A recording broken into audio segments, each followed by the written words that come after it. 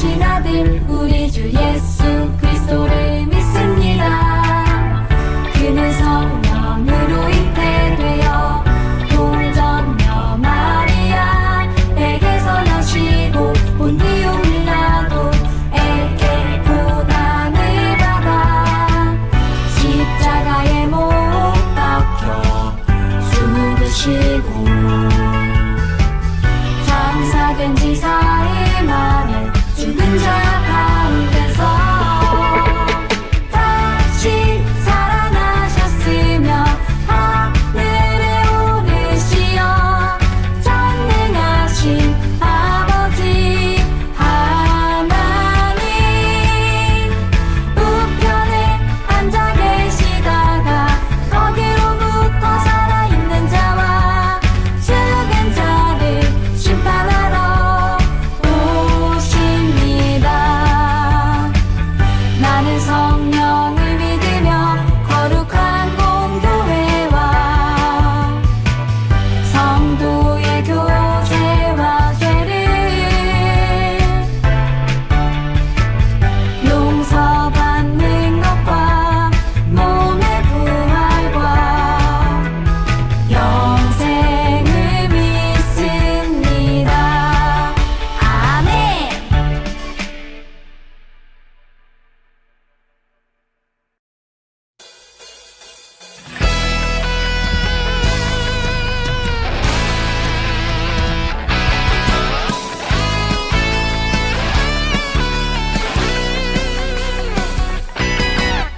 자, 지금 들어봐. 2000년 전의 이야기. 자, 이제 느껴봐. 나를 향한 하나님 선물. 어두운 세상 속에 밝은 빛으로 오신 수많은 죄악 속에서 우릴 구원하신 예수님. 아기 예수 오셨다. 모두 기뻐하자. 영광의 왕 되신 구세주 오셨네. 아기 예수 오셨다. 모두 기뻐하자. 기쁜 소식을 전하자. 영광의 왕 그리스도.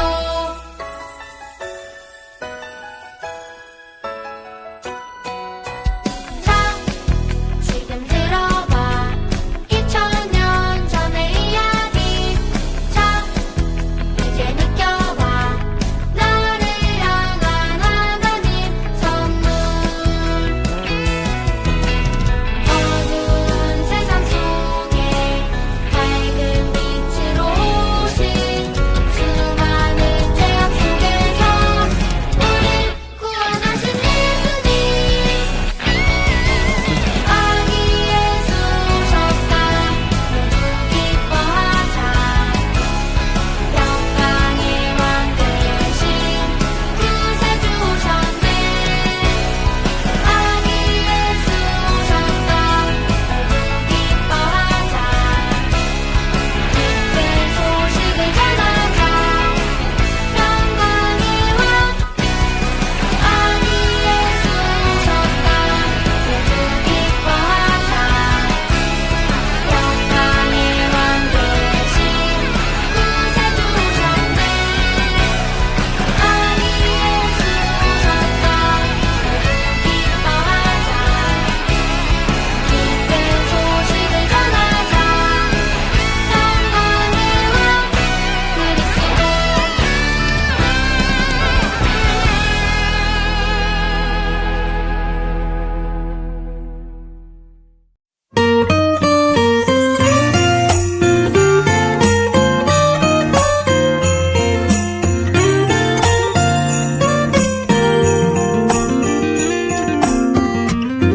그 얘기 들어봤니? 우릴 위해 구주가 나셨대. 베들레헴 작은 마국간에서 오늘 태어나셨대. 아주 오래전부터 예언되었던 그 일 오늘 바로 이뤄진 거야.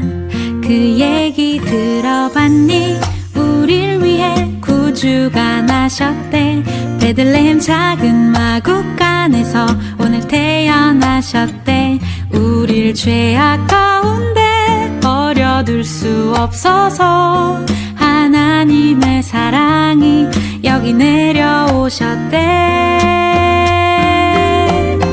하늘에는 영광이요,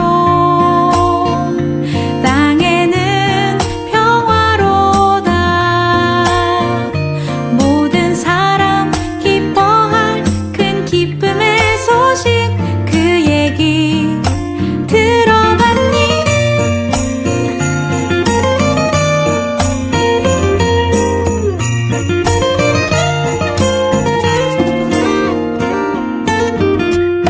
그 얘기 들어봤니?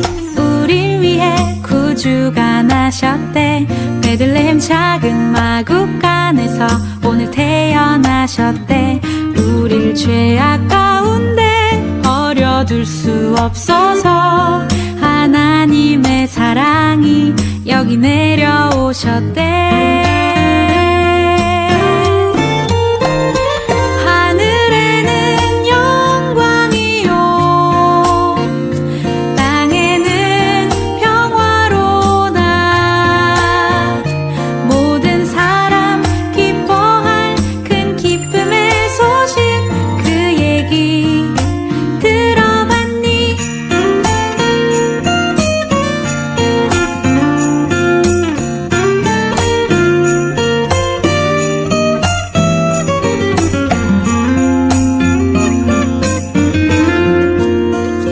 하늘에는 영광이요, 땅에는 평화로다. 모든 사람 기뻐할 큰 기쁨의 소식, 그 얘기 들어봤니?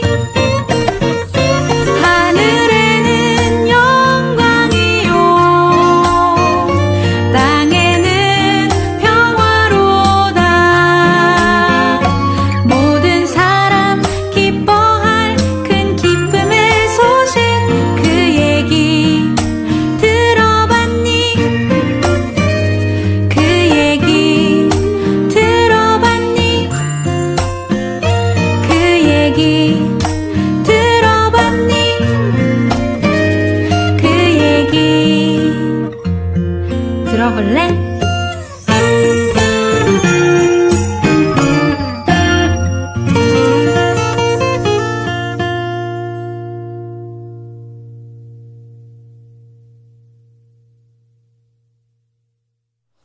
우리 친구들 안녕. 친구들, 혹시 이런 생각을 해본 적 있나요? 과연 우리가 살고 있는 지구, 이 멋진 세상은 영원할까? 요즘 TV나 뉴스에 자주 나오는 유명한 사람, 일론 머스크 아저씨는 우주 이야기를 자주 하곤 해요.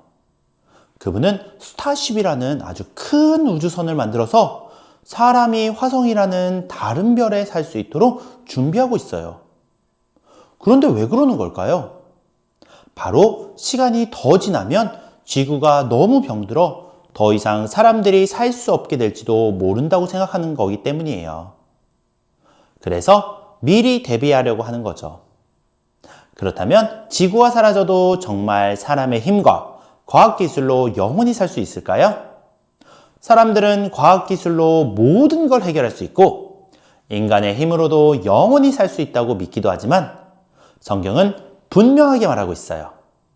이 세상에는 끝이 있으며 그 끝을 정하시는 분은 오직 예수님이라고요. 예수님께서 이 땅에 다시 오실 때 이 세상은 끝이 난다고 말하고 있어요. 그렇다면 과연 그때는 언제일까요? 그리고 그때는 어떤 일이 일어날까요? 그 날에 대해 성경이 어떻게 이야기하고 있는지 우리 함께 PPT를 보면서 알아보도록 해요. 오늘 말씀인 누가복음 21장 27절은 이 세상이 끝나는 때가 바로 예수님이 다시 오시는 날이라고 분명하게 이야기하고 있어요. 그때 사람들이 인자가 구름을 타고 능력과 큰 영광으로 오는 것을 보리라. 아멘. 여기서 인자는 바로 예수님을 말해요. 이 세상의 끝은 무섭고 슬픈 일이 아니라 바로 우리가 사랑하는 예수님께서 구름을 타고 아주 멋진 능력과 영광을 가지고 다시 오시는 날이라는 거예요. 하지만 그 날이 정확히 언제일까요?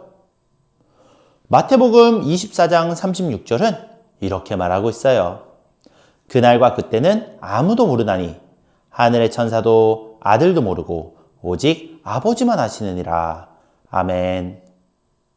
예수님이 언제 오실지는 아무도 모른다라는 거예요. 그래서 예수님은 마태복음 25장 13절에서 또 이렇게 말씀하셨어요. 그런즉 깨어있으라. 너희는 그 날과 그 때를 알지 못하느니라. 아멘.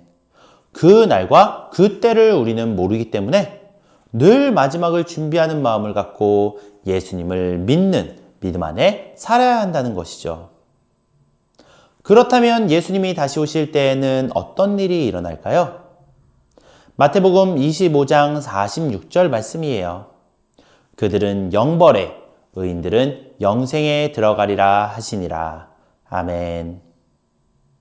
예수님을 믿는 사람들은 하나님과 영원히 함께하는 생명을 얻고, 믿지 않는 사람들은 하나님과 영원히 멀어지는 고통의 형벌을 받게 된다고 성경은 말하고 있어요. 그래서 우리는 날마다 예수님을 믿고 사랑하며 그분이 다시 오실 날을 준비하며 살아가야 해요. 비록 우리는 예수님께서 다시 오시는 날을 알지 못하지만 두려워하지 않을 수 있는 이유는 예수님을 믿는 믿음이 우리에게 있기 때문이에요. 하지만 믿음이 있다고 해서 나는 예수님을 믿으니까 괜찮아 라고 하면서 아무것도 준비하지 않는 마음과 태도는 옳지 않아요. 예수님께서는 우리가 믿음으로 깨어 준비하며 기다려야 한다고 말씀하셨어요.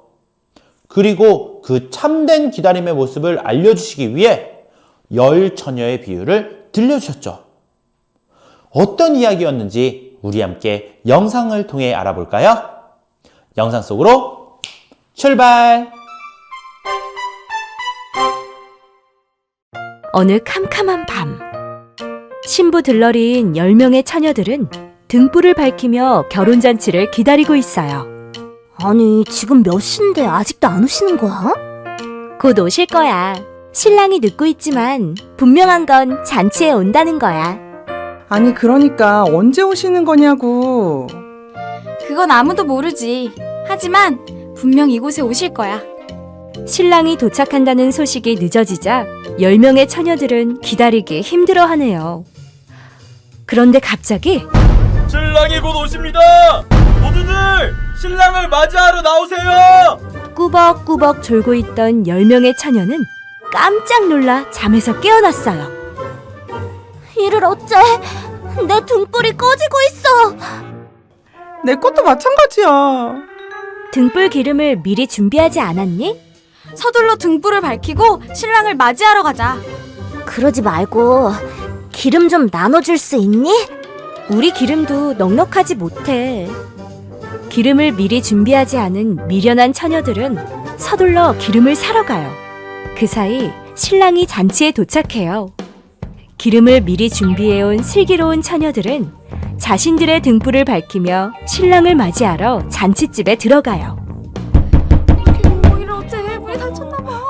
저희는 못 들어가는 거 아니야? 문 좀 열어주세요. 기름을 사고 돌아온 미련한 처녀들이에요. 저희들도 들어가게 해주세요. 뒤늦게 잔치집에 참여하려 했지만 문은 열리지 않아요. 하지만 등불 기름을 미리 준비해온 슬기로운 처녀들은 결혼 잔치에서 신랑을 만날 수 있었답니다.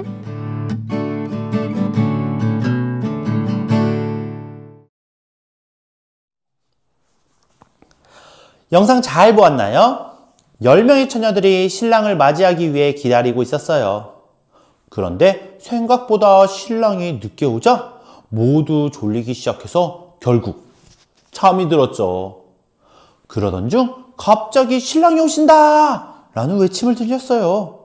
모두 깜짝 놀라서 일어나 등불을 켰는데 기름을 미리 준비하지 않았던 5 처녀의 등불은 곧 꺼져버리고 말았어요.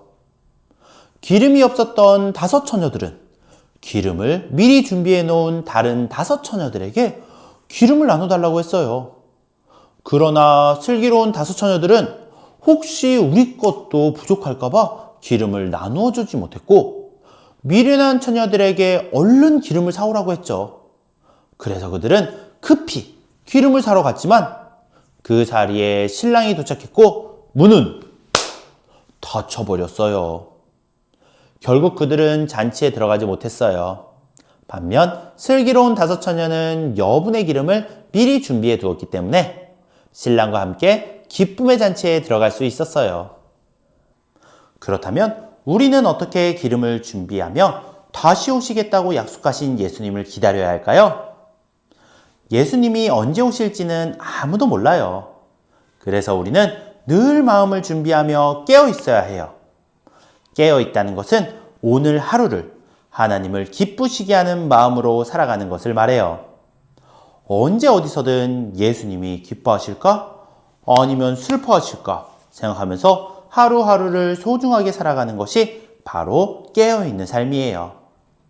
이 깨어있는 마음이 바로 기름을 준비하는 첫 번째 모습이에요. 예수님이 언제 오셔도 맞이할 수 있도록 마음을 단정히 하고 준비하는 것이지요.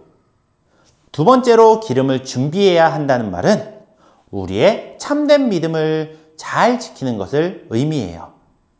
또 성령님이 주시는 힘을 받아 예수님을 닮아가도록 자꾸 마음을 채워가는 것이죠. 그래서 우리는 성령님께 기도하며 우리의 마음을 깨끗하고 바르게 채워달라고 말씀드려야 해요. 성령님은 우리가 예수님의 마음을 따라 살 수 있도록 힘을 주세요. 또한 기름은 삶의 태도를 의미해요. 예수님을 사랑하는 마음이 자라면 우리의 삶에서도 변화가 나타나기 시작해요. 예수님처럼 다른 사람을 용서하고 도와주면서 올바른 선택을 하려고 노력하는 모습이 바로 그 기름이에요. 친구가 나에게 미안하다고 할 때 용서해주는 마음, 어려움에 있는 친구를 돕는 행동, 부모님 말씀에 순종하며 바르게 말하고 행동하는 그 모습 속에서 우리는 예수님을 닮아가게 되고 우리의 삶에서 예수님의 향기가 드러나게 돼요. 친구들, 이 세상에 끝이 있다는 것은 무섭거나 두려운 소식이 아니에요. 예수님을 믿는 우리에게는 소망의 소식이에요. 이 땅에서 삶은 언젠가 끝이 나지만 믿음의 기름을 잘 준비하고 있다면 예수님이 다시 오시는 그날 우리는 영원히 행복한 하늘나라로 들어가게 될 거예요. 그래서 우리는 미련한 처녀가 아니라 늘 깨어서 믿음의 기름을 준비하는 슬기로운 5 처녀처럼 살아야 해요. 기름이 준비된 사람은 예수님이 다시 오시는 그날을 두려움이 아닌 기쁨과 소망으로 맞이할 수 있어요. 언제든지 신랑을 맞이하기 위해 기름을 준비한 슬기로운 5 처녀들처럼 예수님께서 이 땅에서 다시 오실 때에 졸지 않고 늘 깨어서 멋지고 아름다운 모습으로 예수님 기다렸어요 라고 기쁘게 고백하며 예수님을 맞이하는 우리 평안교회 아동부 친구들이 되기를 전도사님이 축복할게요. 전도사님이 기도하겠습니다. 하나님 감사합니다. 우리 친구들 다시 오실 그날을 준비하며 기다리며 기름을 준비했던 슬기로운 5 처녀들처럼 이 세상에서 예수님이 언제 오실지 알지 못하지만 그럼에도 불구하고 날마다 최선을 다해 준비하며 그 기름을 열심히 쌓아 나아갈 수 있는 그런 멋진 아동부 친구들이 될 수 있도록 주님께서 함께하여 주시옵소서. 감사드리며 예수님의 이름으로 기도드립니다. 아멘.